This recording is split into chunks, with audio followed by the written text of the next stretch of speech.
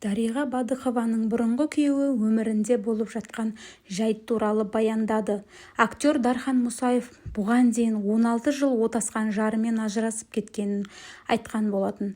Сіздермен ішімде болып жатқан құбылыспен бөліскім келіп отыр. Мамандығым өнер адамы бола тұра, 16 жыл бойы өнерден ойып орын алмаппын. Бойымдағы талантымды, өнерімді тұншықтырыппын.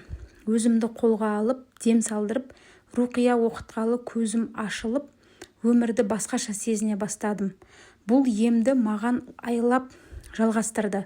Себебі тұла бойым тылсым күштердің кедергілері анықталды. Ал оны тазалауға әжептәуір күш кетті.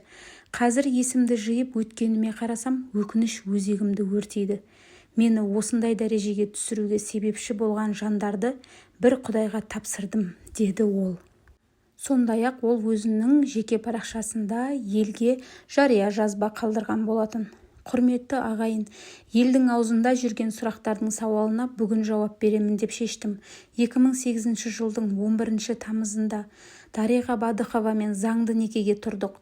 16 жыл бірге ерлі-зайыпты ретінде отбасылы өмір сүрдік. 2024 жылдың күз айында заңды некені бұзу туралы өтініш жазып, ажырасып кеттік. Бүгінгі таңда мені Дариға Бадықовамен өмірде де, өнерде де ештеңе байланыстырмайды, деп жазды актер. Ажырасуға не түрткі болғанын бізге әлі белгілі бір мәлімет жоқ. Дегенмен де Дариға Бадықованың өнер жолында өте ауқымды жобалар жұмыс жасап жатқаны белгілі. Және де ол бірнеше актерлар мен актрисаларды жалдап, өзі жеке фильмдер түсіріп жүр. Және де бұл ажырасуы жұмысымен байланысты ма, әлде басқа себеп бар ма, ол белгісіз.